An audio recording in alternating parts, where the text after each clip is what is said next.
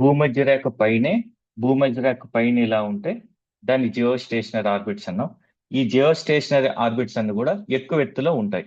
అంటే ఎప్పుడైనా మీరు జియో స్టేషనరీ ఆర్బిట్ అని వింటే అది ఎక్కువ ఎత్తులో ఉన్నది అని అనుకోండి మైండ్ లో. కమ్యూనికేషన్ శాటిలైట్స్ అన్ని కూడా ఇక్కడే పెడతారు.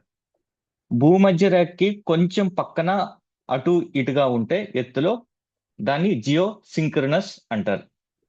జియో సింక్రనస్ సింక్రనస్ ఆర్బిట్ అని మనం నేర్చుకున్నాం. ఈ ఉపగ్రహం జియో స్టేషనరీలో ఉన్న ఉపగ్రహం భూమి చుట్టూ తిరగడానికి 24 గంటలు పడుతుంది. 24 గంటలు పడుతుంది. అందువలన ఎప్పుడు చూసినా కూడాను ఒకటే ప్లేస్ లో ఉన్నట్టు ఉంటుంది. ఎప్పుడు చూసినా ఫర్ ఎగ్జాంపుల్ వైజాగ్ పైన లాంచ్ చేస్తే వైజాగ్ పైన ఉన్నట్టే ఉంటుంది. 24 గంటలు పడుతుంది.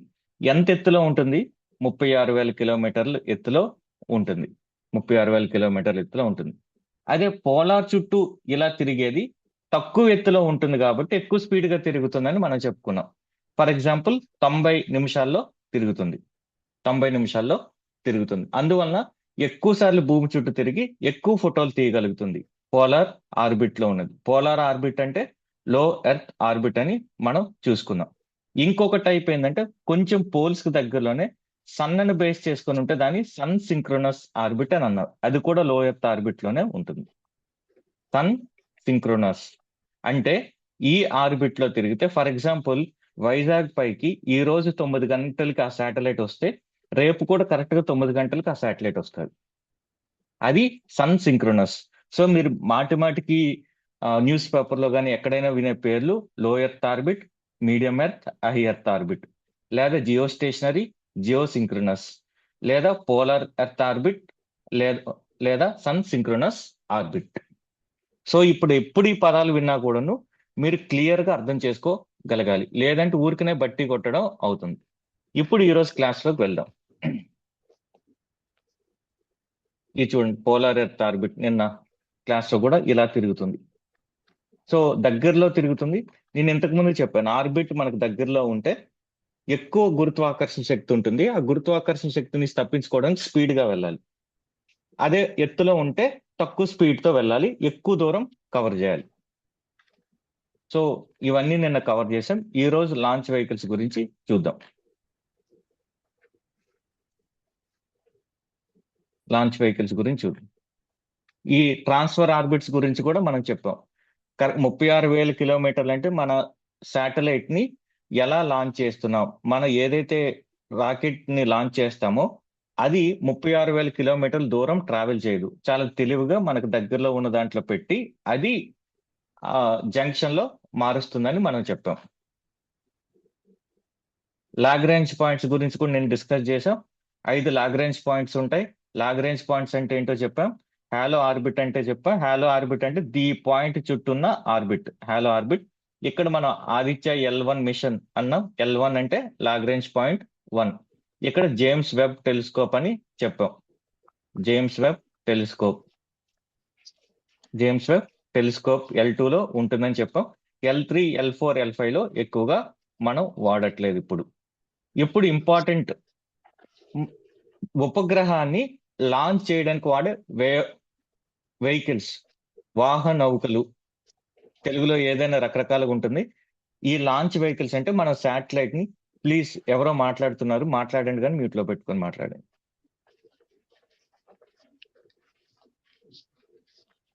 ప్లీజ్, అది డిస్టర్బింగ్ ఉంది వాయిస్ అనేది.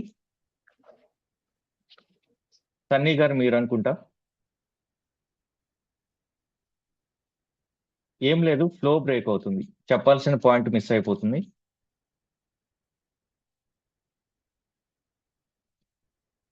ఓకే. జనరల్ గా లాంచ్ వెహికల్ అంటే బస్ అండి. బస్. ఈ బస్ ఏం చేస్తుందంటే భూమి నుంచి కొంతమంది ప్యాసింజర్స్ ని తీసుకొని స్పేస్ లోకి వెళ్తుంది. స్పేస్ అంటే ఏంటి? స్పేస్ అంటే అక్కడ వాతావరణం ఉండదు, అంటే గాలి ఏం ఉండదు. రెండోది ఏంటంటే అక్కడ గ్రావిటీ కూడా తక్కువ ఉంటుంది. ఎయిదర్ జీరో ఉంటుంది లేదా మినిమం ఉంటుంది. అందువల్ల మైక్రో గ్రావిటీ అంటారు, మైక్రో గ్రావిటీ కండిషన్. మరి భూమి నుంచి ఎంత దూరం వెళ్తే స్పేస్ వస్తుంది? ఆల్మోస్ట్ 100 కిలోమీటర్లు దాటేస్తే భూమి నుంచి స్పేస్ లోకి వెళ్ళిపోతాం మనం. 100 కిలోమీటర్స్ దాటేస్తే స్పేస్ లోకి వెళ్ళిపోతాం. అంటే మీరు ఎప్పుడైనా ఇలా పైకి వచ్చేటప్పుడు మీ అండర్స్టాండింగ్ పర్పస్ కోసం మీ ఊరు నుంచి, ఫర్ ఎగ్జాంపుల్ ఇచ్చాపురం నుంచి విశాఖపట్నం అనుకోండి. ఇచ్చాపురం నుంచి విశాఖపట్నం అనుకోండి, 100 కిలోమీటర్స్ అనుకోండి. 100 కిలోమీటర్స్ పైకి వెళ్తే మీరు స్పేస్ లోకి వెళ్ళిపోయినట్టు. దీన్ని, ఈ స్పేస్ ని నార్మల్ గా మన అట్మాస్ఫియర్ ని డివైడ్ చేసే లైన్ ని కర్మన్ లైన్ అంటారు. సో మీకు సింపుల్ క్వశ్చన్, కర్మన్ లైన్ అంటే ఏంటని కూడా అడగొచ్చు. Karman line, Karman line. ఇప్పుడు ఒక్కొక్క పదం గురించి మనం నేర్చుకుందాం. ఫస్ట్ మీరు ఫ్రీక్వెంట్ గా వినే పదం pay load. Pay load. Pay load అంటే ఇప్పుడు బస్సులో వెళ్తున్నారు. బస్సులో వెళ్ళిన దేన్నైనా కూడాను పే లోడ్ అంటారండి. బస్సులో తీసుకెళ్లే దేన్నైనా కూడా పే లోడ్ అంటే బస్సులో ఏమేమి వెళ్తారు? ఒకరు మనిషి వెళ్తారు, రెండు ఏదైనా వస్తువుని తీసుకెళ్తారు. సో ఏదైనా కూడా దాన్ని పేలోడ్ అంటారు. ఈ లాంచ్ వెహికల్స్ లో ఏది ఆకాశానికి తీసుకెళ్ళినా ఆ వస్తువుని పేలోడ్ అంటారు. పేలోడ్ అంటే మనిషి అవ్వచ్చు, ఏదైనా ఉపగ్రహం అవ్వచ్చు, ఇంకేదైనా కూడా అవ్వచ్చు. కుక్క పిల్ల అవ్వచ్చు, నక్క పిల్ల అవ్వచ్చు, ఏదైనా కానీ పేలోడ్. పేలోడ్ అంటే జనరిక్ టర్మ్ అది. ఇప్పుడు మీరు ఇంకొక పదం వింటారు, రాకెట్. రాకెట్ అనేది ఒక టెక్నాలజీ అనుకోండి. రాకెట్ అనేది ఒక బేసిక్ టెక్నాలజీ. మీరు అన్నం ఉంటుంది, అన్నం వండుతారు. అన్నాన్ని పులిహోర చేయొచ్చు, వామ్ రైస్ చేయొచ్చు, ఏదైనా చేయొచ్చు. బట్ అన్నం చేసే విధానం ఒకటి, పొయ్యిలో పెట్టి, పొయ్యి పైన పెట్టి వేడి చేయడం, ఉడకబెట్టడం, ఇది అన్నం. సో ఆ ముడి సరుకు రాకెట్. ఆ ముడి సరుకు రాకెట్.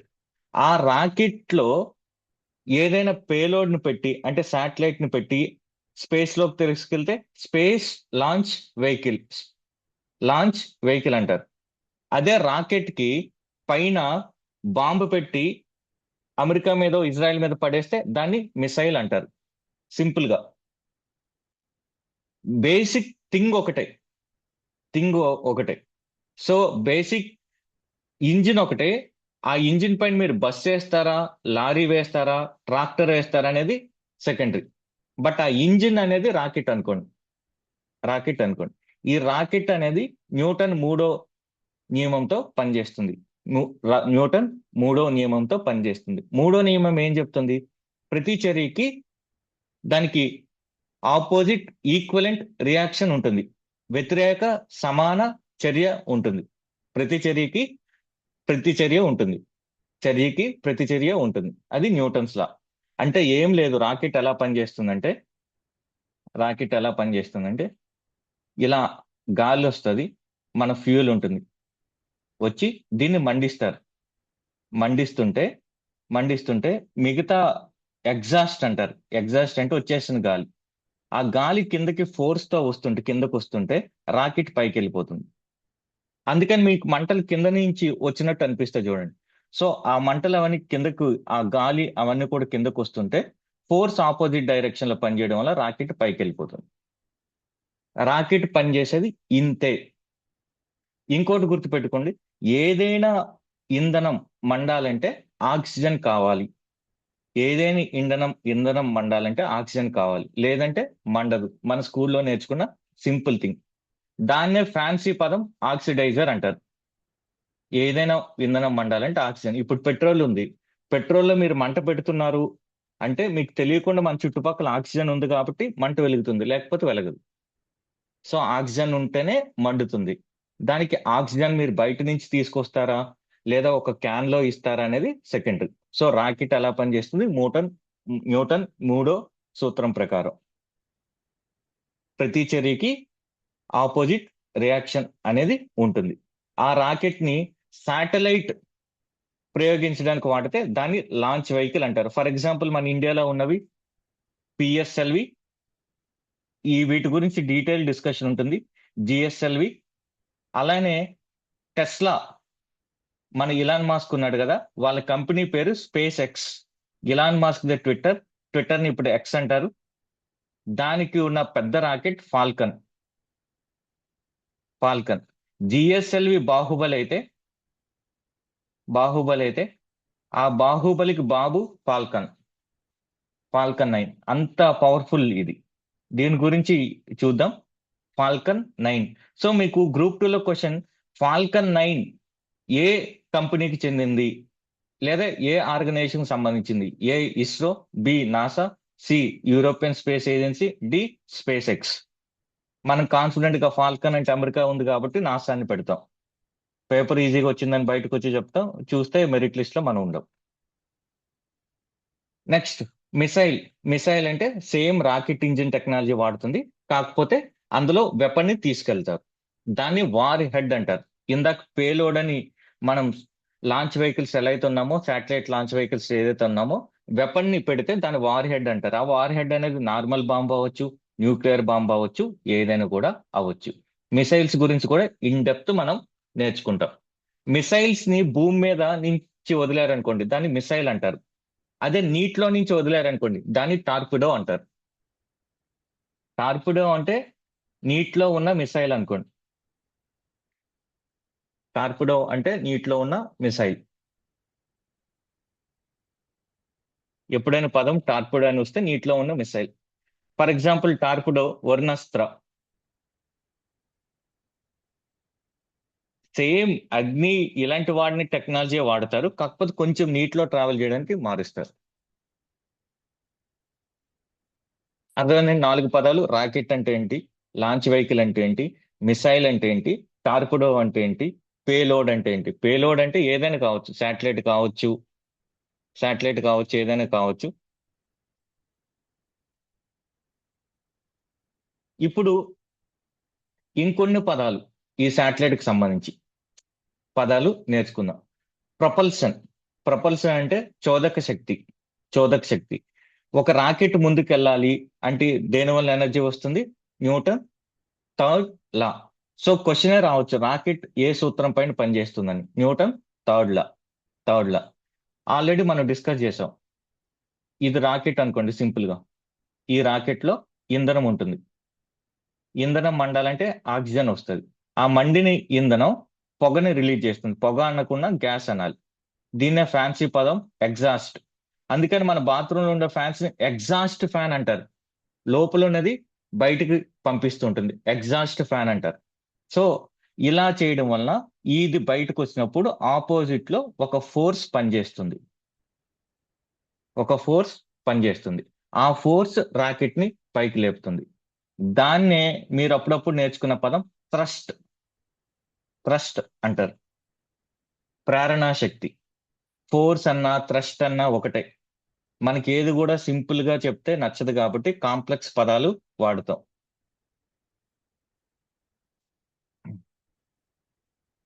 Next stages. రాకెట్ పైకి వెళ్ళాలంటే ఇంధనం కావాలి. కానీ దీన్ని 4, 3 ఇలా స్టేజెస్ గా విడగొడతారు. ఎందుకంటే రాకెట్ భూమి పై నుంచి వెళ్ళాలంటే దానికి చాలా ఫోర్స్ కావాలి. అప్పుడే గురుత్వాకర్షణ శక్తిని దాటుకొని పైకి వెళ్తుంది. అందువలన ఫస్ట్ అందులో వేసిన ఫ్యూయల్ అనేది సరిగ్గా మండాలి. అది ఎక్కువ బలాన్ని ఇవ్వాలి, గురుత్వాకర్షణ శక్తిని దాటుకుంటూ వెళ్ళాలి. ఎట్ ద సేమ్ టైం ఎక్కువ బరువు ఉండకూడదు. ఎక్కువ బరువు ఉంటే పైకి వెళ్ళడం కష్టమవుతుంది. అందువల్ల ఏమవుతుందంటే ఒక్కొక్క స్టేజ్ అయిపోయిన తర్వాత ఆ స్టేజ్ కింద పడిపోతూ ఉంటుంది. ఒక్కొక్క స్టేజ్ అయిపోయిన తర్వాత కింద పడిపోతూ ఉంటుంది. దానివల్ల ఏమవుతుంది, చివరికి వెళ్ళేటప్పటికి తక్కువ వెయిట్ ఉంటుంది. ఆ తక్కువ వెయిట్ తో పేలోడ్ పైకి వెళ్తుంది. పైకి వెళ్ళి స్పేస్ లోకి వెళ్ళి అక్కడ ఉన్న ఆర్బిట్ లో పెడుతుంది.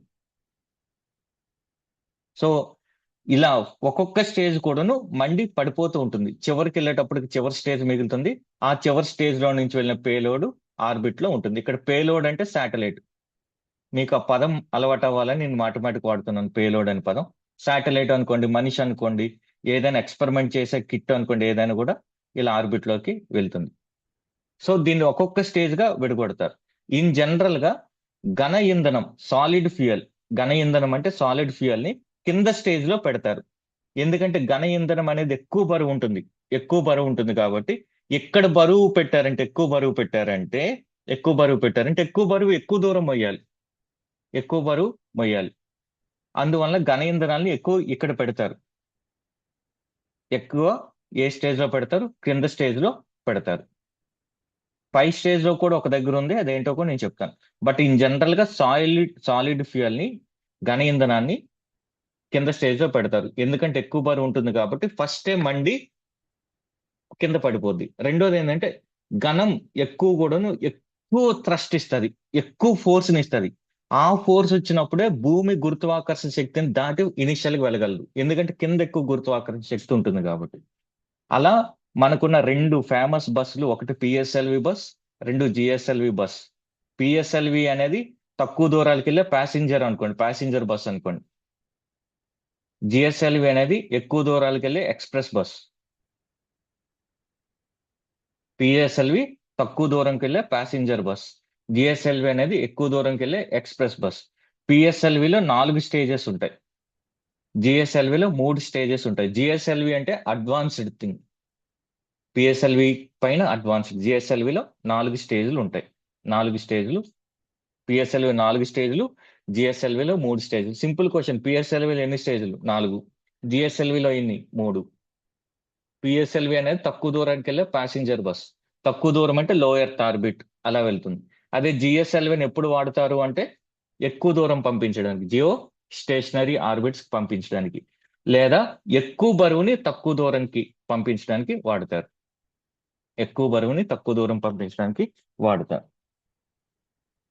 ఇప్పుడు ఇంధనాల గురించి చూద్దాం. ఇంధనాల్ని ప్రొపల్లెంట్స్ అంటారు. ఇంధనాల్ని ప్రొపల్లెంట్స్ అంటారు. రాకెట్లో వాడే ఇంధనాల్ని ప్రొపల్లెంట్స్ అంటారు. ఫస్ట్ రకం ఇంధనం సాలిడ్, ఘన ఇంధనం. ఘన ఇంధనం. ఈ ఘన ఇంధనం ఎక్కువ బరువు ఉంటుంది, దాన్ని మండిస్తే ఎక్కువ ఫోర్స్ని ఇస్తుంది, ఎక్కువ ఫోర్స్ని ఇస్తుంది. అందువలన ఫస్ట్ స్టేజ్ లో వాడతారని ఆల్రెడీ మనం డిస్కస్ చేసాం. నెక్స్ట్ రకం ద్రవ ఇంధనం. ద్రవ ఇంధనం ఇది జనరల్ గా రెండో స్టేజ్ లో వాడతారు. జనరల్ గా రెండో స్టేజ్ లో వాడతారు. ఘన ఇంధనంతో ప్రాబ్లం ఏంటంటే ఒకసారి మంట పెడితే దాన్ని ఆపలేరు. కానీ ఈ ద్రవ ఇంధనంతో ఉన్న అడ్వాంటేజ్ ఏంటంటే ఆపొచ్చు, ఆన్ చేయొచ్చు, ఆఫ్ చేయొచ్చు. సో దీన్ని కంట్రోల్ చేయొచ్చు, నియంత్రించవచ్చు, మనకి ఎంత కావాలో అంతవరకు చేయొచ్చు. సాలిడ్ తో అది సాధ్యపడదు, ఘన ఇంధనంతో అది సాధ్యపడుతుంది. దీనికోసం ఈ ఘన ఇంధనాన్ని, ఈ ద్రవ ఇంధనాన్ని వాడే ఇంజిన్ ని మన భారతదేశంలో వికాస్ ఇంజిన్ అంటారు. సో ఎప్పుడైనా మీకు న్యూస్ పేపర్లో వికాస్ ఇంజిన్ అంటే దాంట్లో లిక్విడ్ ఫ్యూయల్, ద్రవ ఇంధనం వాడారు అని అర్థం. ద్రవ ఇంధనం వాడారు అని అర్థం. Third type cryogenic. 1, 2, 3 cryogenic. Cryogenic అంటే అర్థం ఎప్పుడైనా కూడాను క్రయో అనే పదం వస్తే మీకు అతి శీతలం అని గుర్తుపెట్టుకోండి. అతి శీతలం, అతి శీతలం. సో ఇక్కడ వాడే ఇంధనాన్ని ఇంధనం మండడానికి ఉండే ఆక్సిడైజర్ ని ఎప్పుడు కూడా గుర్తుపెట్టుకోండి. ఇంధనం మండాలంటే ఆక్సిడైజర్ కావాలి. ఇంధనం మండాలంటే ఆక్సిడైజర్ కావాలి. ఈ ఆక్సిడైజర్ ఇంధనాన్ని అతి శీతల ప్రదేశంలో ఉంచాలి, -270 అలా ఉంచాలి. క్రయోజెనిక్. దీన్ని తయారు చేయాలంటే మనకు అత్యంత కాంప్లెక్స్ సాంకేతికత కావాలి. అందువలన భారతదేశం కొన్ని సంవత్సరాల వరకు, 2014 ముందు వరకు రష్యా మీద డిపెండ్ అయ్యేది. ఈ మధ్యన మనం దీన్ని డెవలప్ చేసుకుని దేంట్లో వాడతామంటే మన ఎక్స్ప్రెస్ బస్ జిఎస్ఎల్విలో వాడతాం. జిఎస్ఎల్విలో అది అప్పర్ స్టేజ్ లో వాడతాం.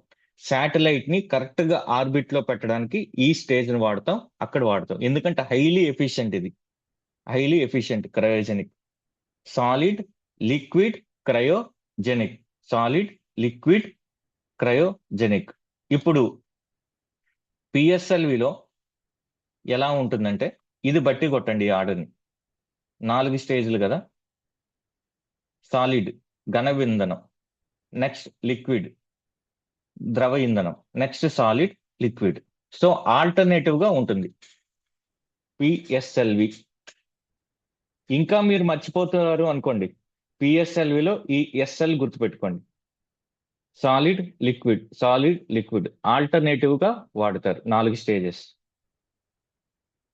అదే జిఎస్ఎల్వి అనుకోండి, జిఎస్ఎల్విలోనే క్రయోజెనిక్ వాడతారు. Solid, liquid, cryogenic. జిఎస్ఎల్విలోనే ఎక్స్ప్రెస్ బస్ లోనే క్రయోజెనిక్ వాడతారు. ఎగ్జాక్ట్ గా వాడే ఇంధనం ఏంటంటే, ఇంతకు ముందు నేను ఘనం అంటే అది ఉన్న షేప్ నేను చెప్పాను. ఎగ్జాక్ట్ గా వాడేది ఏంటంటే సాలిడ్ దాంట్లో ఫ్యూయల్ గా మీరేం గుర్తు పెట్టుకోనక్కర్లేదు, జస్ట్ మీ మైండ్ లో పెట్టుకోండి. అల్యూమినియం ఫ్యూయల్ గా వాడితే ఆక్సిడైజర్ గా అమోనియం పెర్కోలేరేట్ వాడతారు. లిక్విడ్ గా దేన్ని వాడతారంటే UH-25 అని అంటారు, లేదా దాన్ని హైడ్రోజీన్ అని అంటారు. హైడ్రోజీన్ హైడ్రోజీన్ హైడ్రోజీన్ హైడ్రోజన్ అంటే UH-25 ప్లస్ UDMH కలిపిన దాని ఫుల్ ఫామ్. అవన్నీ నేర్చుకోవడానికి ట్రై చేయొద్దు. సింపుల్ గా గుర్తుపెట్టుకోండి, లిక్విడ్ అంటే హైడ్రోజన్. హైడ్రా అంటే ఏంటి? హైడ్రోజన్ అంటే H2O, మన వాటర్ అనుకోండి. సో అక్కడ హైడ్రా ఉంది, లిక్విడ్ లో హైడ్రా ఆప్షన్ ఎలిమినేట్ చేయడానికి పనికొస్తుంది అంతే. UDMH, ఇక్కడ హెచ్ అంటే ఏంటి? హైడ్రోజన్ అనుకోండి, హైడ్రేట్ అనుకోండి. జనరల్ గా హైడ్రేట్ అంటే ఆ వాటర్ డ్రాప్లెట్స్ అనుకోండి. So liquid. సో ఇది లిక్విడ్ అని గుర్తుపెట్టుకోండి. ఆప్షన్స్ లో కింద ఏది లిక్విడ్ ఫ్యూయల్ అంటే యూడిఎంహెచ్ లేదా హైడ్రోజన్ అన్నా కూడా గుర్తుపెట్టుకోండి. Oxidiser N2O4. క్రయోజెనిక్ లో హైడ్రోజన్ వాడతారు, కాకపోతే అది లిక్విడ్ హైడ్రోజన్. ఇలా హెల్ అనేది ఏదైనా దీని ముందు ఉంటే లిక్విడ్ అని అర్థం. లిక్విడ్ హైడ్రోజన్ వాడతారు. ఆక్సిడైజర్ గా ఆక్సిజన్ వాడతారు, కాకపోతే ఆక్సిజన్ ని లిక్విడ్ ఫామ్ లో పెడతారు. ఆక్సిజన్ కానీ హైడ్రోజన్ కానీ లిక్విడ్ ఫామ్ లో పెట్టాలంటే దాన్ని అతి శీతల ప్రదేశాల్లోనూ మాత్రమే స్టోర్ చేయగలం. క్రయోజెనిక్ అనేది అడ్వాన్స్డ్ టెక్నాలజీ. ఓన్లీ కొన్ని కంట్రీస్ కు మాత్రమే ఈ టెక్నాలజీ ఉంది. ఇప్పుడు ఈ క్రయోజెనిక్ ని అప్పర్ స్టేజ్ లో వాడతారు అని చెప్పాం. జిఎస్ఎల్విలో 3rd స్టేజ్ లో వాడతారని చెప్పాం. రీసెంట్ గా క్రయోజెనిక్ ని కొంచెం మార్చి సెమీ క్రయోజెనిక్ ఇంజిన్స్ కూడా తయారు చేస్తున్నారు. రీసెంట్ కరెంట్ అఫైర్స్ ఇది. క్రయోజెనిక్ ఇంజిన్ అనేది చాలా కాంప్లెక్స్, ఎక్కువ రేటుతో కూడుకున్నది, తయారు చేయడం కూడా చాలా కష్టం. ఇది క్రయోజెనిక్. అందువలన కొంచెం దాన్ని మార్చి సెమీ క్రయోజెనిక్. సెమీ అంటే సగం, అర్ధ. తెలుగులో ఎప్పుడు సెమీ వచ్చినా కూడా అర్ధ. సెమీ అరిడ్ అంటారు కదండి ఇంగ్లీష్ లో, వాతావరణ జాగ్రఫీలో. అరిడ్ అంటే శుష్క, సెమీ అరిడ్ అంటే అర్ధ శుష్క. సో క్రయోజెనిక్ కి సెమీ క్రయోజెనిక్ డిఫరెన్స్ ఏంటంటే, ఇంధనంగా క్రయోజెనిక్ లో లిక్విడ్ హైడ్రోజన్ వాడతారు. క్రయోజెనిక్ అంటే లిక్విడ్ అని గుర్తుపెట్టుకోండి, లిక్విడ్ హైడ్రోజన్. అదే సెమీ క్రయోజెనిక్ లో కిరోసిన్ వాడతారు. కిరోసిన్ అంటే మనం ఇంట్లో వాడుకునే కిరోసిన్ కాదు, ఇది రాకెట్ ప్రొపల్లెంట్ కి సంబంధించిన కిరోసిన్.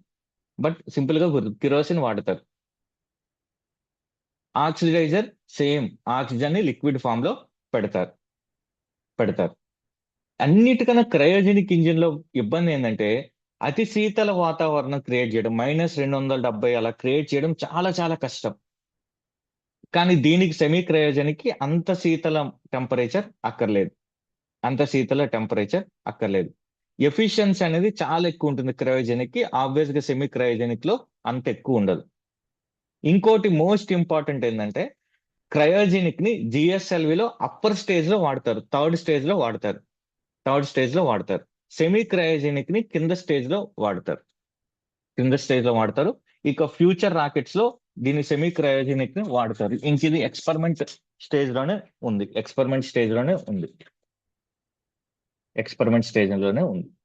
ఇప్పుడు శాటిలైట్స్ గురించి నేర్చుకుందాం. శాటిలైట్ లాంచ్ వెహికల్స్ గురించి ఇప్పటి వరకు అర్థమైందండి మనం ఏమేమి నేర్చుకున్నాం?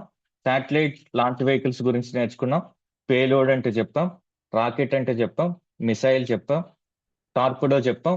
మిసైల్ కి నీటిలో ఉంటే టార్పిడో అన్నాం. దానికి ఒక ఎగ్జాంపుల్ చెప్పాం వరుణాస్త్ర. మిసైల్ కి ఎగ్జాంపుల్ అగ్ని అనుకున్నాం. అగ్ని, బ్రహ్మోస్ అనేది మిసైల్ కి ఎగ్జాంపుల్ చెప్పుకున్నాం. తర్వాత ప్రొపల్లెంట్స్ గురించి నేర్చుకున్నాం. అంటే ఇంధనాలు 3 రకాల ఇంధనాలు అని చెప్పాం. ఘన ఇంధనం, ద్రవ ఇంధనం, క్రయోజనిక్ ఇంధనం అని చెప్పాం. పిఎస్ఎల్విలో 4 స్టేజ్లు ఉంటాయని చెప్పాం. జిఎస్ఎల్విలో 3 స్టేజ్లు ఉంటాయని చెప్పాం. పిఎస్ఎల్విలో స్టేజెస్ సాలిడ్ లిక్విడ్ ఆల్టర్నేటివ్ ఉంటాయని చెప్పాం. అదే జిఎస్ఎల్విలో అయితే సాలిడ్, లిక్విడ్, క్రయోజనిక్ ఉంటాయని చెప్పాం. ఈ మూడింట్లో కూడా డిఫరెన్సెస్ ఏంటని చెప్పాం. సాలిడ్ ఫ్యూయల్ అంటే ఏంటి, లిక్విడ్ ఫ్యూయల్ యుఎండిహెచ్ చెప్పాం, హైడ్రోజన్ అని అన్నాం. అదే క్రయోజనిక్ అయితే లిక్విడ్ హైడ్రోజన్, లిక్విడ్ ఆక్సిజన్ అని చెప్పాం. అలానే క్రయోజనిక్ కి సెమీ క్రయోజనిక్ కి డిఫరెన్స్ కూడా మాట్లాడుకున్నాం. సెమీ క్రయోజనిక్ అనేది ఇంకా ట్రయల్ స్టేజ్ లో ఉంది. ఫ్యూచర్ లో మీరు ఎగ్జామ్స్ కి ప్రిపేర్ అయినప్పుడు దాన్ని వాడొచ్చు కూడాను. సో దాని గురించి ఎప్పుడు న్యూస్ వచ్చినా కూడా చూడండి. Semi cryogenic.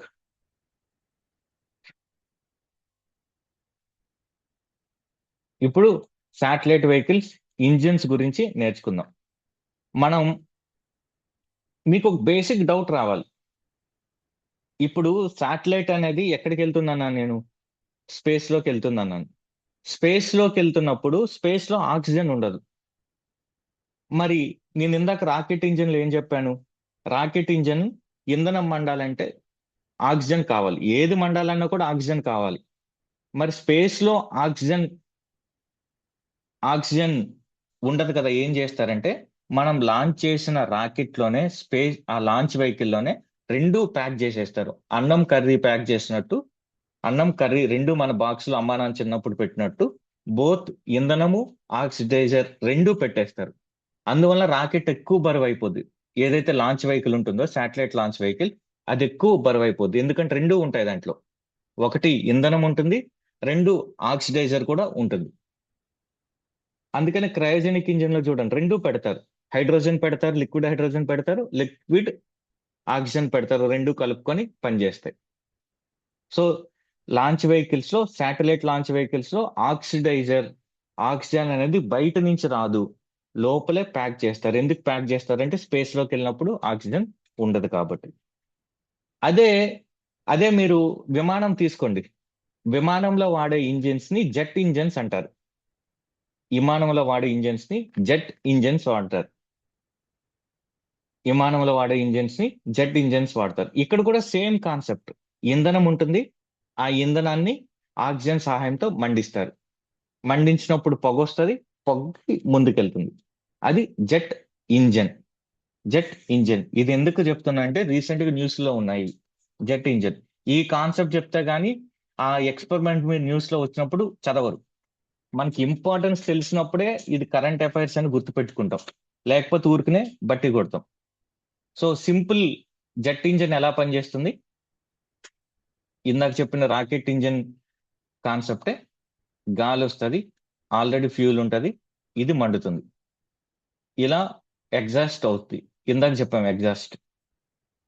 ఎగ్జాస్ట్ అవుతుంది, థ్రస్ట్ వస్తుంది, ఫోర్స్ అప్లై చేస్తుంది, జెట్ ఇంజిన్ ముందుకెళ్తుంది, విమానం ముందుకెళ్తుంది.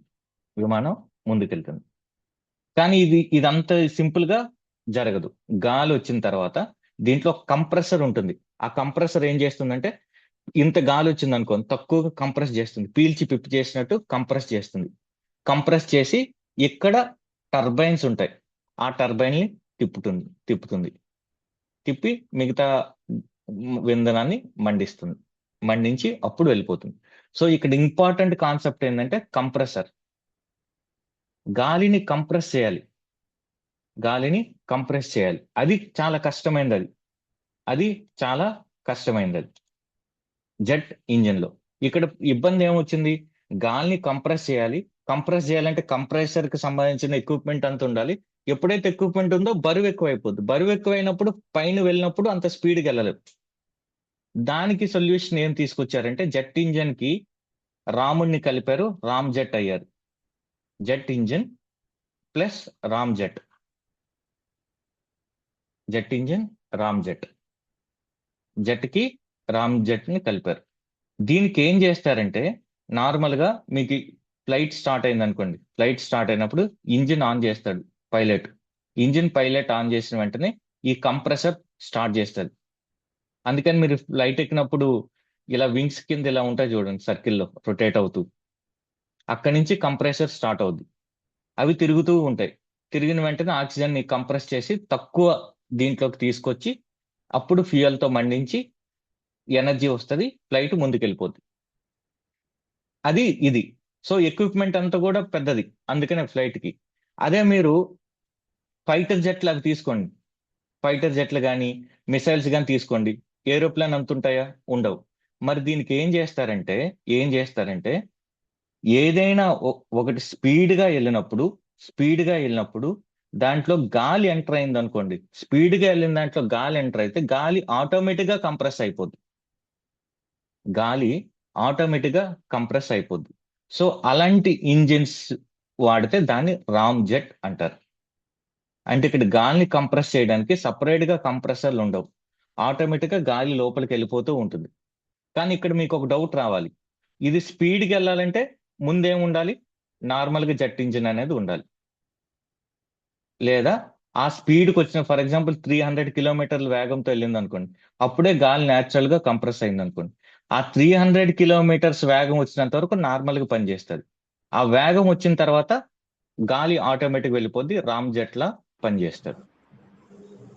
So jet engine jet engine లో కంప్రెసర్ ఉంటుంది, రామ్ జెట్ లో కంప్రెసర్ ఉండదు, గాలే ఆటోమేటిక్ గా కంప్రెస్ అయిపోద్ది, ఎందుకంటే స్పీడ్ గా వెళ్ళడం వల్ల. దీనికి అడ్వాన్స్డ్ ఏంటంటే, ప్లీజ్ మ్యూట్ లో పెట్టుకోండి, బస్ సౌండ్లు అవన్నీ వస్తున్నాయి.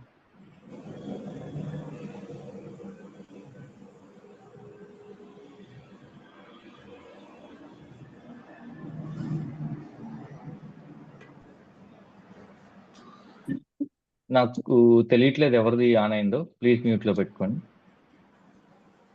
తేజ. Yeah, next advanced. ఇంకొకటి ఏంటంటే జెట్ ఇంజిన్ లో ఇక్కడ మీకు ఇంకో కాన్సెప్ట్ చెప్పాలి. సౌండ్ కొంత స్పీడ్ తో వెళ్తుంది. ఈ సౌండ్ స్పీడ్ తో వెళ్ళిన దాన్ని సోనిక్ అంటారు. Sonic speed.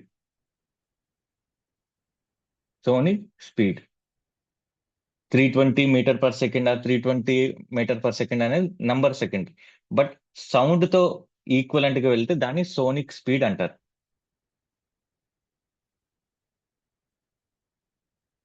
సోనిక్ స్పీడ్ అంటే దీన్ని యూనిట్ లో కలవడం అంటే ఒక మాక్. మాక్, MACH. సో సౌండ్ స్పీడ్ 330 అనుకుందాం మనం, అప్రాక్సిమేట్ గా 330 మీటర్/సెకండ్. దీన్ని 1 మాక్ అంటారు. దాన్ని సోనిక్ స్పీడ్ తో వెళ్తుంది. ఒక వస్తువు సోనిక్ స్పీడ్ తో వెళ్తుంది అని అంటే అది సౌండ్ ఎంత ఫాస్ట్ గా ట్రావెల్ చేస్తుందో అంత ఫాస్ట్ గా వెళ్తుందని అర్థం.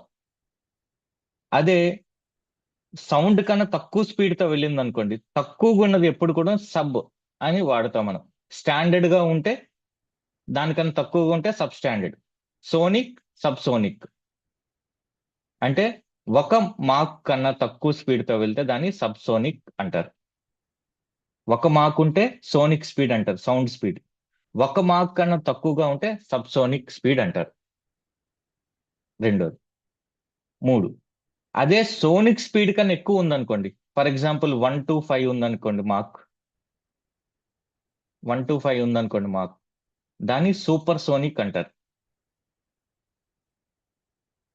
Standard, sub standard, super standard, superlative degree వాడతాం కదా మనం, అలా.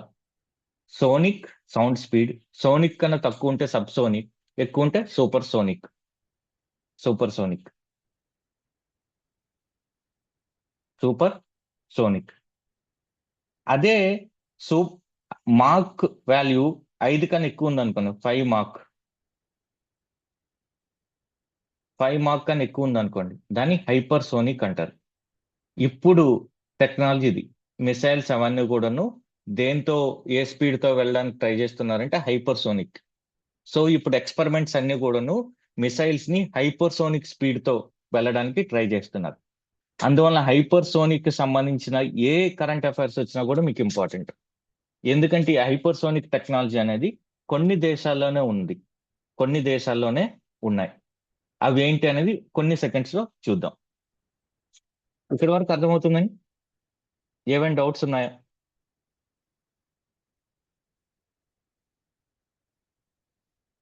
సో రామ్జెట్ అంటే ఎయిర్ ఆటోమేటిక్ గా కంప్రెస్ అయిపోద్ది, ఎందుకంటే ఇది స్పీడ్ గా వెళ్తుంది.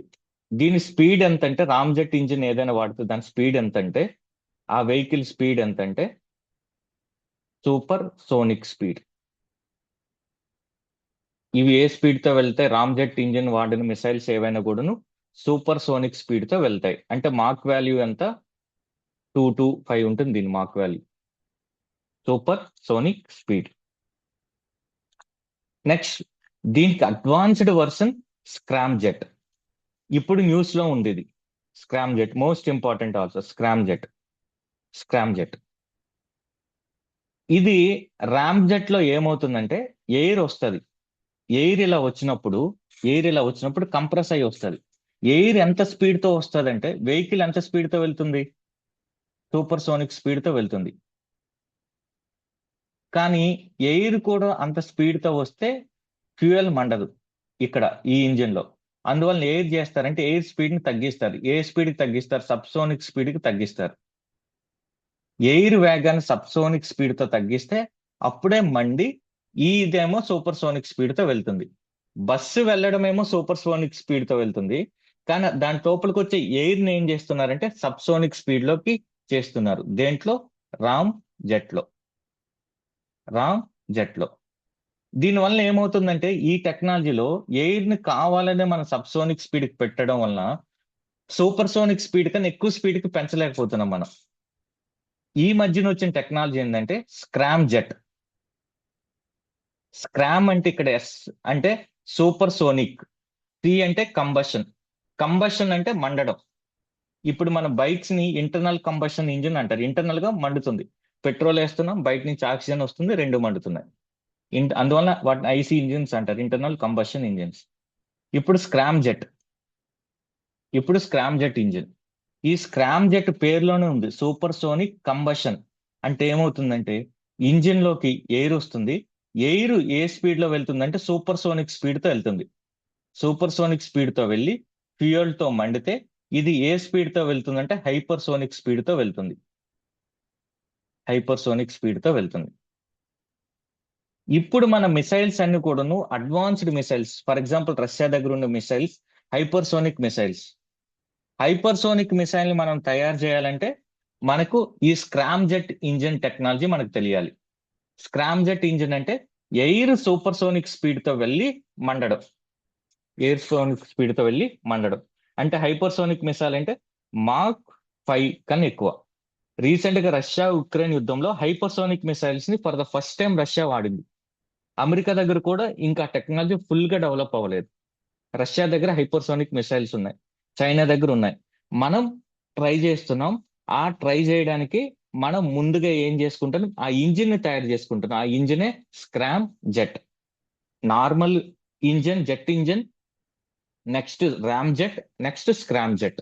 స్క్రామ్ అంటే supersonic combustion, ramjet. India ఏం చేస్తుందంటే బోత్ ఇస్రో, డిఆర్డిఓ రెండు ఐస్, ఈ రెండు కూడాను పనిచేస్తున్నాయి స్క్రామ్ జెట్ మీద. ఎందుకంటే ఈ స్క్రామ్ జెట్ ఉండడం వల్ల హైపర్ సోనిక్ మిసైల్స్ ని తయారు చేయగలం. అందువల్ల 2016లో ISRO scramjet engine technology demonstrator ని తయారు చేసింది. ఎప్పుడైనా ఇలాంటి టెక్నాలజీ డిమాన్స్ట్రేటర్ ఉంటే ఇనిషియల్ గా ఎక్స్పెరిమెంట్ చేస్తున్నారు. ఏం ఎక్స్పెరిమెంట్ చేస్తున్నారు? స్క్రామ్ జెట్ ఇంజిన్ ని తయారు చేయడం ఎలానో ఎక్స్పెరిమెంట్ చేస్తున్నారు. ఇది ఎందుకు అంటే, మనం రీలాంచబుల్ లాంచ్ వెహికల్ వాడతాం. అంటే ఇప్పటి వరకు ఏమవుతుంది, మనం శాటిలైట్ ని వదలడానికి ఒక లాంచ్ వెహికల్ పంపిస్తున్నాం, పిఎస్ఎల్విని. పిఎస్ఎల్వి వెళ్తుంది, శాటిలైట్ ని ఆర్బిట్ లో పెట్టేస్తుంది. తర్వాత పిఎస్ఎల్వీలు అన్ని కూడా పార్ట్లకు బంగాళాఖాతంలో ఎక్కడో పడిపోతున్నాయి. దీనివల్ల ఏమవుతుంది? ఒక ప్యాసింజర్ పంపాల్సిన ప్రతిసారి కూడా ఒక్కొక్క కొత్త బస్సుని తయారు చేస్తున్నాం మనం. కొత్త బస్సుని తయారు చేస్తున్నాం. అలా కాకుండా ఆ బస్సే ప్యాసింజర్ ని దించేసి మళ్ళీ బస్సు రిటర్న్ వచ్చేసింది అనుకోండి, మనకి ఎంత డబ్బులు సేవ్ అవుతాయి? సేమ్ కాన్సెప్టే రీయూజబుల్, మళ్ళీ వాడే launch vehicle, reusable launch vehicle. Already space X దగ్గర రీయూజబుల్ లాంచ్ వెహికల్స్ ఉన్నాయి. మనం కూడా చేయాలని ట్రై చేస్తున్నాం. దాన్నే రీయూజబుల్ లాంచ్ వెహికల్ అంటారు. దాని పక్కన ఎప్పుడైనా పదం టీడీ అని ఉందనుకోండి, టెక్నాలజికల్ డెమాన్స్ట్రేటర్, అంటే ఇంక ఎక్స్పెరిమెంట్స్ చేస్తున్నాం దాని మీద. సో మనం దాని మీద ఎక్స్పెరిమెంట్స్ చేస్తున్నాం. ఇంకొకటి ఏంటంటే, అట్మాస్ఫియర్ దాటి వెళ్ళినప్పుడు, మళ్ళీ కిందకు వచ్చినప్పుడు, ఇవంతా కూడా వాతావరణంతో సడన్ గా వచ్చినప్పుడు ఘర్షణ చాలా జరుగుతుంది. వాతావరణం అంటే పార్టికల్సే కదా. ఆ పార్టికల్స్ లోపలికి వచ్చినప్పుడు మీరు సడన్ గా గుంతలున్న రోడ్లోకి వెళ్ళారనుకోండి. అప్పటి వరకు హైవే సాఫ్ట్ గా ఉంది, సడన్ గా గుంతలున్న రోడ్లోకి వెళ్తే మొత్తం షేక్ అయినప్పుడు ఏదైనా జరగచ్చు. వెహికల్ పడిపోవచ్చు, ఏదైనా జరగవచ్చు. అలానే మాలిక్యూల్స్ ని ఢీ కొట్టినప్పుడు వేడి జనరేట్ అవుద్ది, వేడి జనరేట్ అయినప్పుడు స- పడిపోద్ది, మన బస్సు కాలిపోద్ది. అలా కాకుండా ఉండాలనుకుంటే హైపర్సోనిక్ స్పీడ్ తో రావాలి. హైపర్సోనిక్ స్పీడ్ తో రావాలి. హైపర్సోనిక్ స్పీడ్ ఉంటేనే, ఆ టెక్నాలజీ ఉంటేనే మనం రీయూజబుల్ లాంచ్ వెహికల్స్ ని చేయగలం. అందువల్ల ఇస్రో ఈ scramjet engine technology demonstrator experiments ని చేసింది. స్క్రామ్ జెట్ ఇంజిన్ టెక్నాలజీ కొన్ని కంట్రీస్ దగ్గరే ఉన్నాయి. యుఎస్ఏ దగ్గర, రష్యా దగ్గర, చైనా దగ్గర, ఇండియా దగ్గర. మనం ఇప్పుడిప్పుడే టెక్నాలజీని డెవలప్ చేసుకుంటాం. సో అంత ప్రీషియస్ది. రీసెంట్ గా జనవరిలో ఏం జరిగిందంటే, డిఆర్డిఓ ఒక ఎక్స్పెరిమెంట్ చేసింది. ఈ స్క్రామ్ జెట్ ఇంజిన్ ని ఒక మిసైల్స్ లో పెట్టింది. మిసైల్స్ లో పెట్టి ఆ మిసైల్ ఒక 12 నిమిషాలు వెళ్ళింది. దాన్ని హైపర్సోనిక్ క్రూయస్ మిసైల్. క్రూయస్ అంటే ఏంటో మనం తర్వాత క్లాసెస్ లో నేర్చుకుందాం. అలానే ఎప్పుడైనా మీరు న్యూస్ లో ఉన్నారనుకోండి, hypersonic technology demonstrator vehicle ISRO చేస్తుంది. ఇది దాని అర్థం ఏంట్లేదు. ఒక వెహికల్ ఉంది, ఆ వెహికల్ లో ఏ టెక్నాలజీ వాడుతున్నారు? హైపర్సోనిక్ టెక్నాలజీ వాడుతున్నారు. అంటే ఏ టెక్నాలజీ, ఏ ఇంజిన్ వాడుతున్నారు? స్క్రామ్ జెట్ ఇంజిన్ వాడుతున్నారు. అర్థమైంది? ఆ వెహికల్ హైపర్సోనిక్ స్పీడ్ తో వెళ్ళడానికి ఒక ఇంజిన్ కావాలి. ఆ ఇంజినే స్క్రామ్ జెట్. సో ఇప్పటి వరకు ఈ టెక్నాలజీ ఉన్నది ఆల్రెడీ మనం చూసాం. మన ఇండియాలో హైపర్సోనిక్ టెక్నాలజీ డెమాన్స్ట్రేటర్ వెహికల్. ఇది ఒకవేళ వస్తే మనం తర్వాత ఒక సైడ్ డిఆర్డిఓ మిసైల్స్ చేసుకుంటుంది, ఇంకొక సైడ్ మనం రాకెట్స్ తో శాటిలైట్స్ ని కూడా లాంచ్ చేసుకోవచ్చు. అలానే మనకు ఆల్రెడీ బ్రహ్మోస్ ఉంది, మీరు నేర్చుకుని ఉంటారు. బ్రహ్మోస్ అనేది హైపర్సోనిక్ గా మార్చాలని ఇంకా ప్లాన్ లో ఉన్నారు. బ్రహ్మోస్ ఒకటి, శౌర్య మిసైల్. శౌర్య మిసైల్ ని, ఈ రెండింటిని కూడా హైపర్సోనిక్ స్పీడ్ కి మార్చాలి. అంటే ఎగ్జిస్టింగ్ ఉన్నదానికి ఈ స్క్రామ్ జెట్ ఇంజిన్ ని తగిలిస్తారు. అది బ్రహ్మోస్ కి, శౌర్యకి. సో న్యూస్ లో ఎప్పుడైనా శౌర్య బ్రహ్మోస్ ఉంటే వాటిని హైపర్సోనిక్ గా మార్చడానికి ట్రై చేస్తున్నారు. అదే వరల్డ్ లో అనుకోండి, మొన్న రష్యా ఈ మిసైల్స్ ని వాడింది ఉక్రెయిన్ పైన. Avangard Zircon. Avangard Zircon.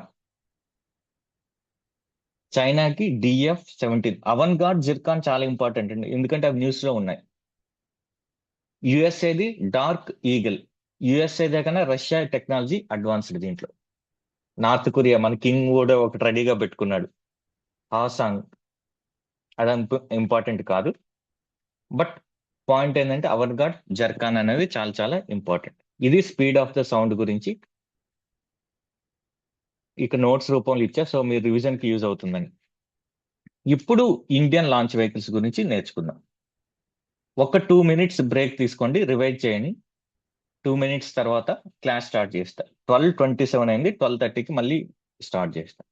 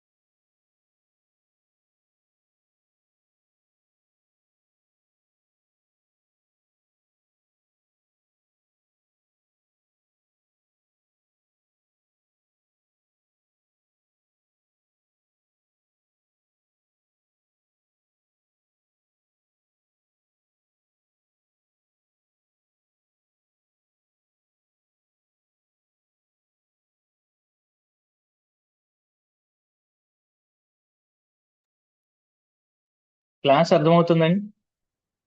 ఇబ్బందిగా ఉందా అర్థం చేసుకోకపోవడం, కాంప్లెక్స్ పదాలు?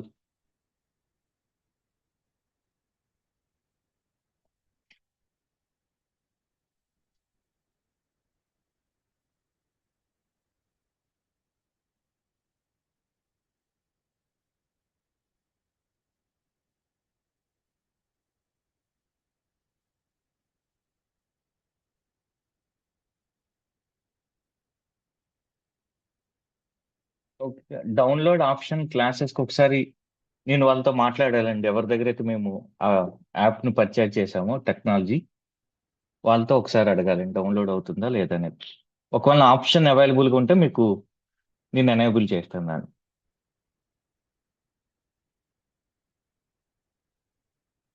ఎప్పుడు కూడా కాన్సెప్ట్స్ నేర్చుకోండి ముందు.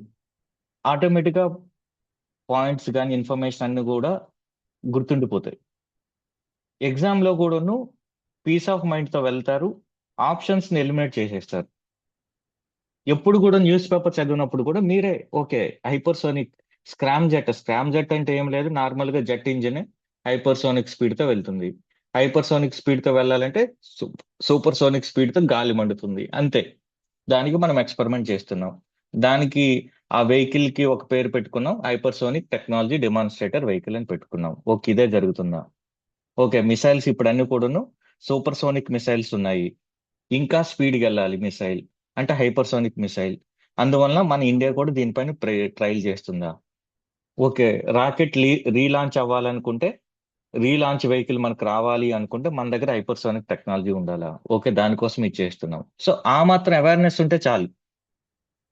ఆ అవేర్నెస్ రావాలంటే ఈ బ్యాక్గ్రౌండ్ తెలియాలి. సడన్ గా పిఎస్ఎల్వి ఇవన్నీ చెప్పామంటే ఆ పదం వచ్చిన ప్రతిసారి మీకు కన్ఫ్యూజన్ గా ఉంటుంది. పేలోడ్ అంటే తెలియకపోతే, వార్ హెడ్ అంటే తెలియకపోతే, రాకెట్ కి టార్పిడోకి ఈ డిఫరెన్స్ తెలియకపోతే, మిసైల్ కి టార్పిడోకి డిఫరెన్స్ తెలియకపోతే ఊరికనే బట్టి కొట్టినట్టు ఉంటుంది. ఎప్పుడైతే మీకు క్లాసిఫికేషన్ కరెక్ట్ గా అర్థమవుతుందో మీ బ్రెయిన్ లో, ఓకే, ఇప్పుడు మీ బ్రెయిన్ లో మూడు రకాలుగా ఉంటాయి: sub sonic, sonic, super sonic, hyper sonic. ఈ ఎప్పుడు ఇక్కడి నుంచి మిసైల్ చదివినా కూడా నా మిసైల్ ని ఈ కేటగిరీలో వేసేస్తారు. ఓకే, ఇది ఈ నాలుగో కేటగిరీ ఇచ్చింది, ఇది మూడోది, ఇది రెండోది, ఒకటి. సో ఎక్కువ ఇన్ఫర్మేషన్ ని స్ట్రక్చర్డ్ వేలో గుర్తుపెట్టుకోవచ్చు. ఇప్పుడు మీకు కంప్యూటర్ ఎలా చేస్తుంది, ఒక లింకేజ్ తో గుర్తుపెట్టుకుంటుంది. అలానే మీరు ఇన్ఫర్మేషన్ కూడా ఎప్పుడు కంపార్ట్మెంటలైజ్ చేసి, అంటే క్లాసిఫై చేసి కరెక్ట్ గా వర్గీకరించి గుర్తుపెట్టుకోవడం అనేది చాలా చాలా ఈజీ. చాలా చాలా easy. Launch vehicles, launch vehicle అంటే ఆ ప్రయోగ నౌక, ఉపగ్రహాన్ని తీసుకెళ్లే ఒక బస్. ఆ బస్సెస్ గురించి మనం ఇప్పుడు నేర్చుకుంటాం, మన ఇండియాకి ఏ ఏ బస్సులు ఉన్నాయని.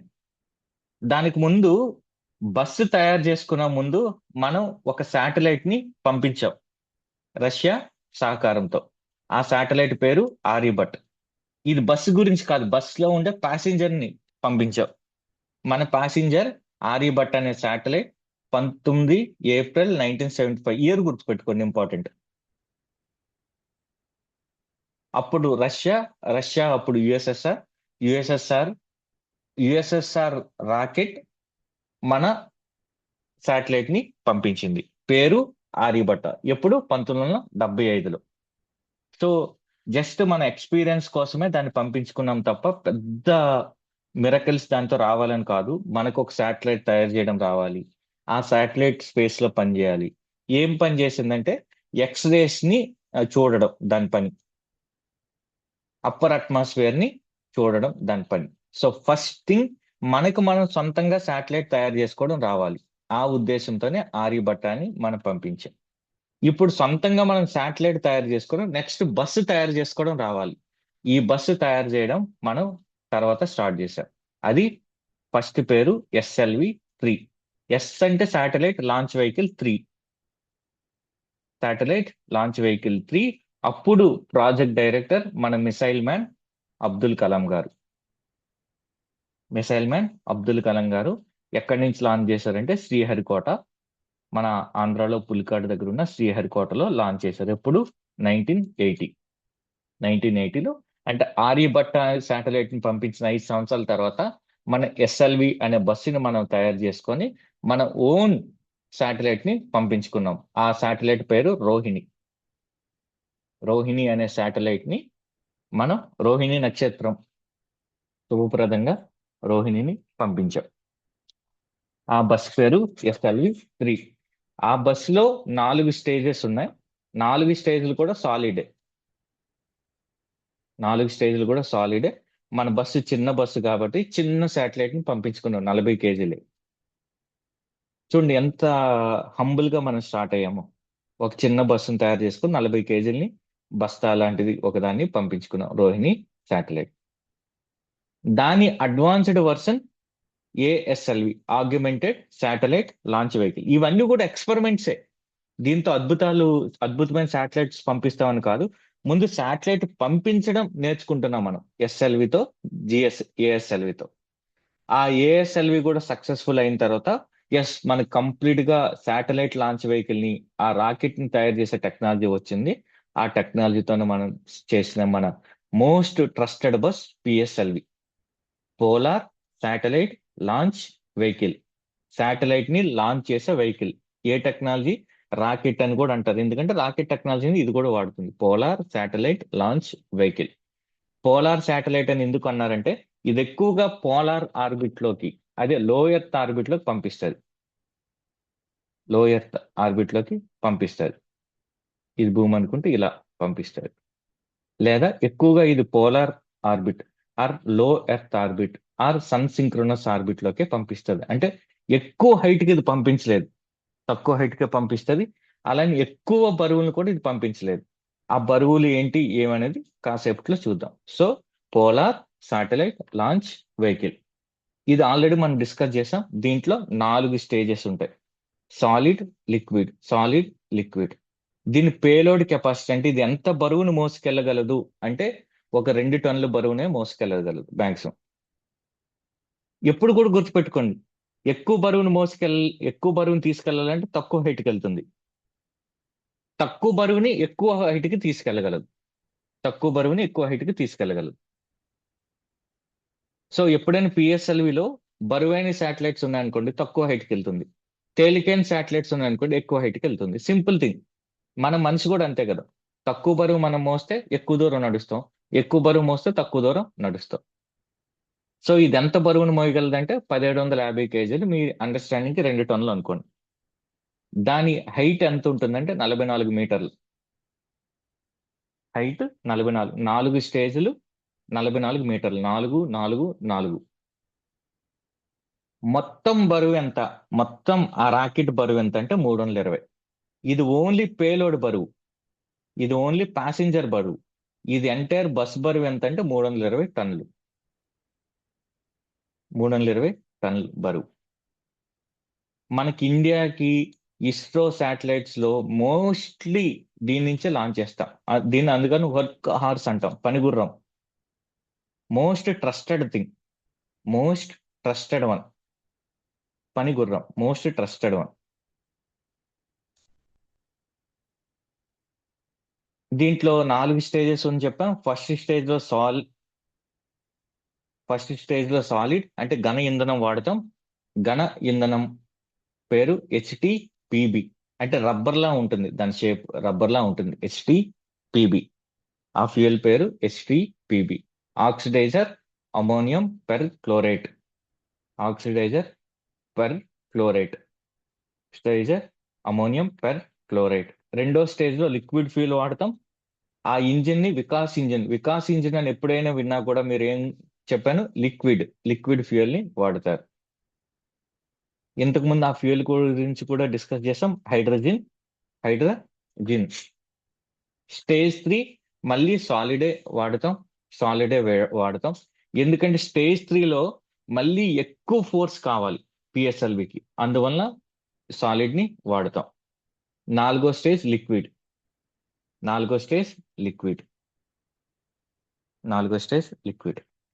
ఈ PSLV ఏమవుద్దంటే ఒక్కొక్కసారి ఈ బస్ ఏమో ఒక్కొక్కసారి ఎక్కువ ప్యాసింజర్ని తీసుకెళ్తుంది, ఒక్కొక్కసారి తక్కువ ప్యాసింజర్ని తీసుకెళ్తుంది. ఎక్కువ ప్యాసింజర్లు తీసుకెళ్ళినప్పుడు దాన్ని స్టార్టింగ్ తోయడానికి కొంతమంది మనుషులు కావాలి. ఎక్కువ ప్యాసింజర్లు తీసుకెళ్ళినప్పుడు ఆ స్టార్టింగ్ తోయడానికి మనుషులు ఉన్న వాళ్ళనే బూస్టర్స్ అంటారు, boosters are strap on motors. So ఇది ఎక్కువ బరువు మోసినప్పుడు కొంతమంది తొయ్యాలి దాన్ని స్టార్టింగ్ లో, వాటిని బూస్టర్స్ అంటారు లేదా స్ట్రాప్ ఆన్ మోటార్స్ అంటారు. ఫర్ ఎగ్జాంపుల్ సిఏ అనే పదం వచ్చింది అనుకోండి, కోర్ ఎలోన్ అంటే రాకెట్ లో 4 స్టేజ్లు మాత్రమే ఇలా ఉంటాయి.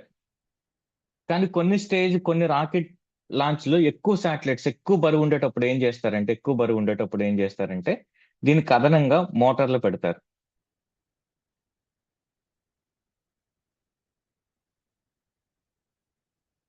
అదనంగా మోటార్లు పెడతారు. ఇలా 6 మోటార్లు పెట్టారనుకోండి, దాన్ని పిఎస్ఎల్వి జి అంటారు, పిఎస్ఎల్వి జి.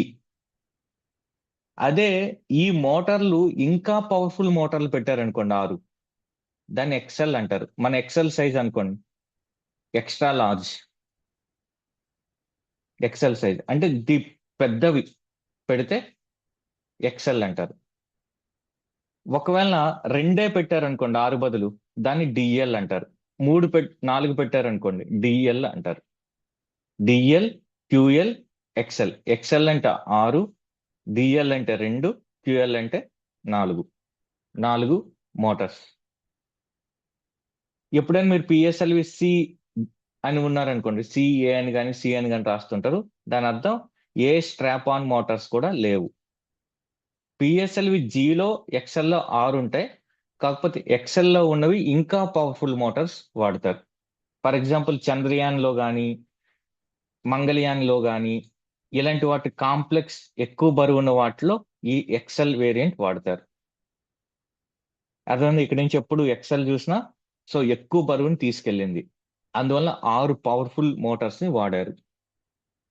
డిఎల్ అంటే 2 వాడారు, క్యూఎల్ అంటే 4 వాడారు, సిఏ అంటే ఏం వాడకుండా పంపించారు, అంటే తక్కువ బరువు ఉన్నది పంపించారు. ఇప్పుడు ఈ పిఎస్ఎల్ యొక్క మేజర్ మైల్ స్టోన్స్ ని చూద్దాం. అన్నీ గుర్తుపెట్టుకోలేరు, ఇక్కడ నేను కొన్ని ఇచ్చాను, ఇవి కంపల్సరీగా గుర్తుపెట్టుకోండి. దీని తర్వాత నేను ఒక లిస్ట్ మొత్తం ఇస్తాను పిఎస్ఎల్వి లాంచెస్, అప్పుడు పైన చూసుకొని ఎగ్జామ్ హాల్కి వెళ్ళండి.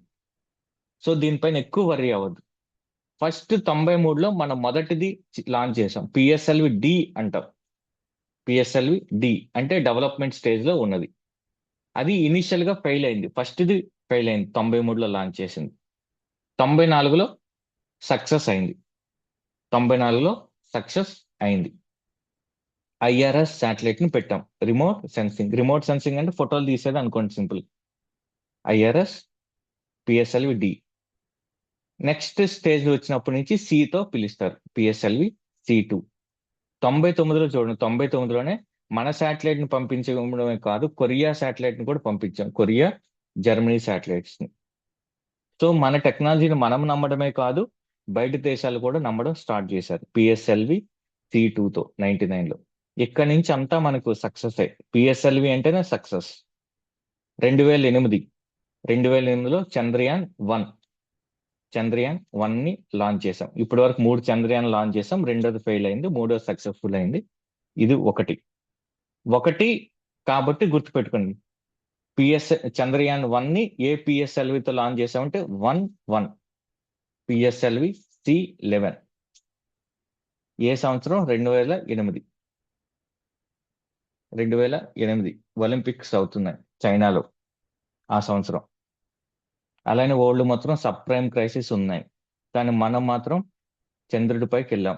అలా ఏదైనా స్టోరీ బిల్డ్ చేసి గుర్తుపెట్టుకోండి. 2008లో చైనాలో ఒలింపిక్స్ అవుతున్నాయి, వరల్డ్ మొత్తం సబ్ ప్రైమ్ క్రైసిస్ లో ఉన్నా మనం మాత్రం చంద్రుడి మీదకి బిందాస్ గా వెళ్ళగలిగాం, అంటే మన ఎకానమీ అంత స్ట్రాంగ్ గా ఉంది.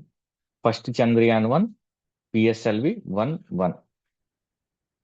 పిఎస్ఎల్వి 1 ఇక్కడ మీరు గుర్తుపెట్టుకోవాల్సింది ఏంటంటే, ఇది చంద్రుడి మీద దిగలేదు, చంద్రుడి చుట్టూ తిరిగి వచ్చింది. చంద్రయాన్ 1 చంద్రుడికి తీసుకెళ్ళాలి కాబట్టి ఎక్కువ వస్తువులు ఉంటాయి కాబట్టి ఎక్స్ట్రా లార్జ్ వెహికల్ ని బుక్ చేసుకున్నాం. నెక్స్ట్ మనం రాడార్ ఇమేజింగ్ శాటిలైట్ ని రీసాట్ ని 19లో ఫస్ట్ టైం లాంచ్ చేసుకున్నాం. 2012లో రీసాట్ 1, 2012లో. తర్వాత చంద్రయాన్ లాంచ్ చేసిన 5 ఏళ్ళకి +5 years కి మంగళయాన్ని మనం లాంచ్ చేసాం. మంగళయాన్ లాంచ్ చేసాం.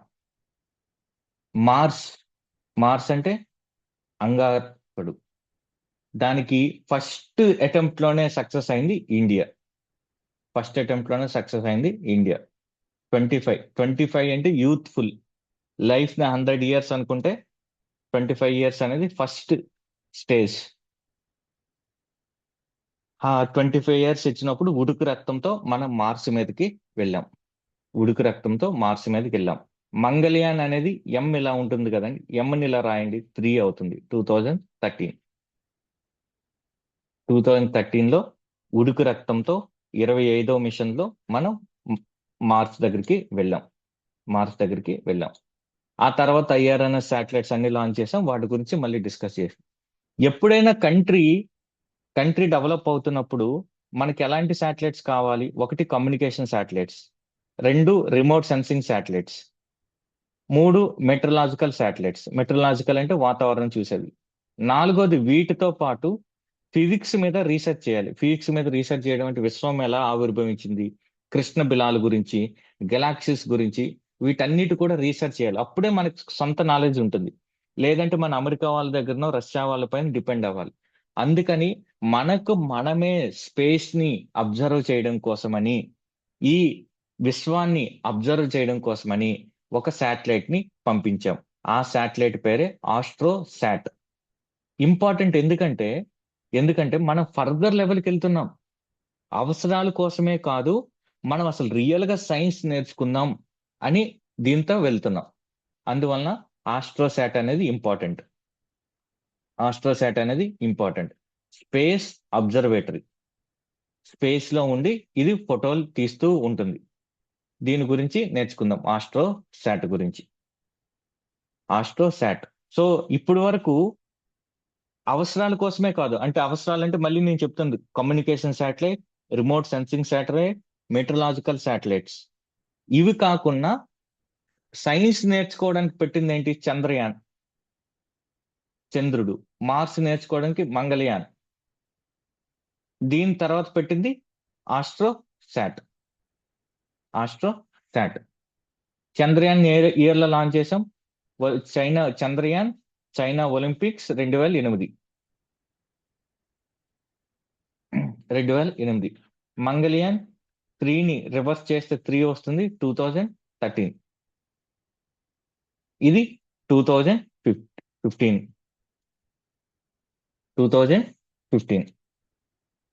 ఏ పిఎస్ఎల్వీలు తీసుకుంటే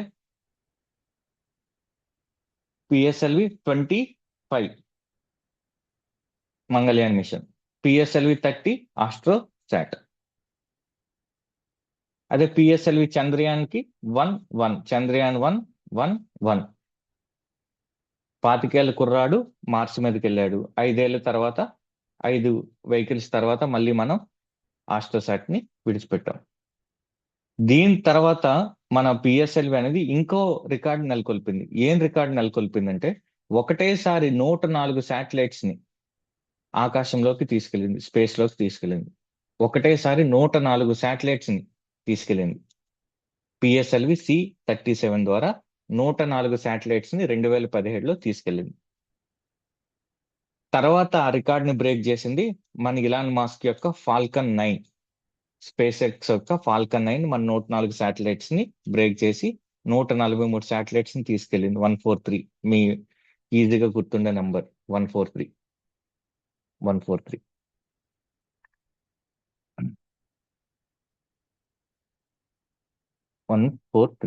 ఇంకోటి ఏంటంటే పిఎస్ఎల్వి C-45.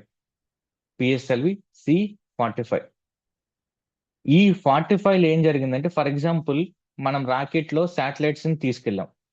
ఈ శాటిలైట్స్ అన్నిటిని కూడా ఒకటే ఆర్బిట్ లో పెడతాం. కానీ పిఎస్ఎల్వి C-45 ఏం చేసిందంటే ఒకే ఆర్బిట్ లో కాదు, రకరకాల ఆర్బిట్ లో పెట్టింది. అంటే ఈ ప్యాసింజర్ ని ఇక్కడ దించింది, ఈ ప్యాసింజర్ ని ఇక్కడ, ఈ ప్యాసింజర్ ని ఇక్కడ, ఈ ప్యాసింజర్ ని ఇక్కడ. ఇది complex technology. Complex technology, PSLV C45. 45 45ది కాంప్లెక్స్ టెక్నాలజీ. ఎందుకు అంటే 3 రకాల ఆర్బిట్లోకి దీన్ని శాటిలైట్స్ ని పంపించింది. దానితో పాటు ఇంకోటి కూడా మనం చేసాం, పోయం అంటారు. పోయం అని గుర్తుపెట్టుకోండి. మనకి పిఎస్ఎల్విలో 4 స్టేజ్లు ఉన్నాయి కదా, 1, 2, 3, 4. ఈ 4వ స్టేజ్ ఏం చేస్తున్నామంటే ఇక్కడ నుంచి దీన్ని ఒక ల్యాబ్ లా మార్చేస్తున్నాం. ల్యాబ్ లా మార్చేసి ఇక్కడ ఏవైనా ఎక్స్పెరిమెంట్స్ వాడుతున్నాం. ఫర్ ఎగ్జాంపుల్ ఒక చిన్న విత్తనాన్ని తీసుకెళ్ళి అక్కడ ఎలా పనిచేస్తుంది, మన ఫోన్ ఎలా పనిచేస్తుంది, అది పడేయకుండా ఒక ల్యాబ్ లా వాడుతున్నాం. ఒక ల్యాబ్ లా వాడుతున్నాం. దాన్ని పోయం అంటారు. పోయం ఇక్కడ నుంచి ఎప్పుడు వచ్చినా కూడా జస్ట్ ఒక ల్యాబ్ని ఇమాజిన్ చేసుకుంటే ఆ ల్యాబ్ లా దాన్ని వాడుతున్నాం. తర్వాత మన ఇస్రోలో మార్పులు జరిగి 2021లో కరోనా టైంలో మార్పులు చేశారు ఇస్రోలో. అప్పుడు ఇస్రోకి ఒక కంపెనీని క్రియేట్ చేశారు, NSIL, new space India limited. New space India limited. ISRO అనేది రీసెర్చ్ ఆర్గనైజేషన్. ఇస్రో అనేది రీసెర్చ్ చేస్తుంది. దీంట్లో వస్తువులు అమ్మడానికి ఒక సంస్థ కావాలి కదా, ఆ సంస్థ new space India limited. New space India limited. ఇది వస్తువుని తయారు చేస్తే ఆ వస్తువుని అమ్మే కంపెనీ ఇది. ఇప్పుడు ఫర్ ఎగ్జాంపుల్ అరకు కాఫీ ఉందనుకోండి, అరకు కాఫీని గిరిజనులు తయారు చేస్తే గిరిజన్ కోఆపరేటివ్ కౌన్సిల్, GCC అని ఉంటుంది, అది వస్తువులను అమ్ముతుంది, మార్కెట్ చేస్తుంది. అలానే ఇస్రో వస్తువుల్ని అమ్మేది company new space India limited. ఇది ప్రైవేట్ ప్లేయర్స్ తో మాట్లాడుతుంది. అలా ఈ new space India limited Brazil తో ఒక ఒప్పందం కుదుర్చుకొని అమెజోనియా అనే శాటిలైట్ ని లాంచ్ చేశాం, అమెజాన్ అడవుల్ని అబ్జర్వ్ చేయడానికి 51తో. నెక్స్ట్ మోస్ట్ ఇంపార్టెంట్ మీ ఎగ్జామ్స్ కి, ఆదిత్య L1 మిషన్. సూర్యుడిని స్టడీ చేయడానికి పెట్టింది ఆదిత్య L1. ఆదిత్య L1 బట్టి కొట్టండి, PSLV 57. L1 57. ఏ పాయింట్? L1 పాయింట్ అంటే లాగ్రాంజ్ పాయింట్. లాగ్రాంజ్ పాయింట్ చుట్టూన్న ఆర్బిట్, హలో ఆర్బిట్ లో పెట్టారు Aditya L1 machine. Aditya L1 machine గురించి కూడా మనం డీటెయిల్ గా డిస్కస్ చేద్దాం. నెక్స్ట్ ఈ 4 రీసెంట్ గా 2023 మన ఎగ్జామ్స్ అయిపోయిన తర్వాత ఆ గ్రూప్ 2 నుంచి ఉన్న ఇవి ఎక్స్పోసాట్, ప్యాడెక్స్ 61, 62 గురించి ఇంకొంచెం డీటెయిల్ గా నేర్చుకుందాం నెక్స్ట్ క్లాస్ లో. ఒకటేసారి ఇనిషియల్ గా చెప్పినా కూడా ఇబ్బంది అవుతుంది. దానికి వెళ్ళే ముందు ఈ ఎలక్ట్రోమాగ్నెటిక్ స్పెక్ట్రమ్ గురించి మీకు నేర్పించాలి. ఇది ఎక్కడ కూడా మీకు ఇంత డీటెయిల్ గా ఏ మెటీరియల్లో కానీ ఏ క్లాస్ రూమ్ లో కానీ చెప్పరు. నేను అది కాన్ఫిడెంట్ గా చెప్పగలను. వన్స్ మీరు ఈ ఎలక్ట్రోమాగ్నెటిక్ స్పెక్ట్రమ్ గురించి క్లాస్ అంతా విన్న తర్వాత ఏ శాటిలైట్ దేన్ని లాంచ్ చేశారు, దేనికోసం లాంచ్ చేశారు అనేది మీరే ఫింగర్ టిప్స్ తో చెప్పగలరు. ఆ గ్యారంటీ మాత్రం నేను ఇవ్వగలను. సో రేపటి క్లాస్ మిస్ కావద్దు, ఎందుకంటే ఇది బేసిక్స్ అసలు. నెక్స్ట్ ఇప్పుడు లాంచ్ వెహికల్స్ చూసాం, నెక్స్ట్ డిఫరెంట్ శాటిలైట్స్ చూస్తాం. ఆ శాటిలైట్స్ ఏం పని చేస్తుంది అని ఇప్పుడు స్పెక్ట్రోమీటర్ అంటారు. అదేంటో అర్థం కాదు, ఊరికనే బట్టి కొట్టాలి. వన్స్ మనకి ఆ పదాలు, మీనింగ్ అవన్నీ మనకు తెలిసాయి అంటే ఈజీ అసలు. ఓకే, ఈ శాటిలైట్ ని పంపించామా, ఓకే ఈ పని ఇదా అని చెప్పగలుగుతాం. సో నెక్స్ట్ క్లాస్ మిస్ అవ్వద్దు. ఇది మన ప్రోగ్రామ్. ఈ ఎవరైతే జాయిన్ అవ్వలేదో వాళ్ళ కోసం నేను చెప్తున్నాను, ఈ ఈ క్లాసెస్ తో మీ కాన్సెప్చువల్ క్లారిటీ పెరుగుతుంది, కాన్ఫిడెన్స్ పెరుగుతుంది, ఈజీగా గుర్తుపెట్టుకోగలరు, ఒక స్టోరీ రూపంలో గుర్తుపెట్టుకోగలరు. నేను ఇన్డెప్త్ నాలెడ్జ్ ఇవ్వడానికి ట్రై చేస్తున్నాను. డెఫినెట్ గా ఈ క్లాసెస్ చివరికి వచ్చేటప్పుడు మీకు సైన్స్ అండ్ టెక్నాలజీ మీద ఒక ఫుల్ కాన్ఫిడెన్స్ వస్తుంది. గ్రూప్ 1 రాసిన, ఈవెన్ సివిల్స్ రాసినా కూడా మీకు ఇది యూజ్ అవుతుంది. ప్రైస్ కూడా చాలా చాలా అఫోర్డబుల్ ప్రైస్ ఇది. మీరు ఆల్రెడీ జాయిన్ అయిన వాళ్ళు మీకు ఇది నచ్చితే మీ ఫ్రెండ్స్ కి షేర్ చేయండి. ఎక్కువ మంది జాయిన్ అయితే అది ఒక ఇన్సెంటివ్ లా ఉంటుంది, ఇంకా బెటర్ క్లాసెస్ ఇవ్వడానికి పనిచేస్తుంది. నా రిక్వెస్ట్ మాత్రం అది. ఒకవేళ మీకు నచ్చితే ఒకరికి చెప్పండి, నచ్చకపోతే మాత్రం 100 మందికి చెప్పండి. ది బెస్ట్ క్వాలిటీ ఇవ్వడానికి నేను ట్రై చేస్తాను. నాన్ సైన్స్ స్టూడెంట్స్ కూడా అర్థమయ్యేటట్టు సింపుల్ లాంగ్వేజ్ లో చెప్పి, కథల రూపంలో చెప్పి, ఏమైనా మెమరీ ట్రిక్స్ ఏమైనా ఉంటే అవి కూడా చెప్పడానికి నేను ట్రై చేస్తాను.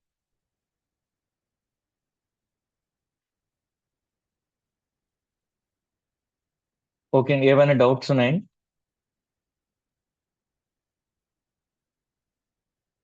ఈ రోజు క్లాస్లో?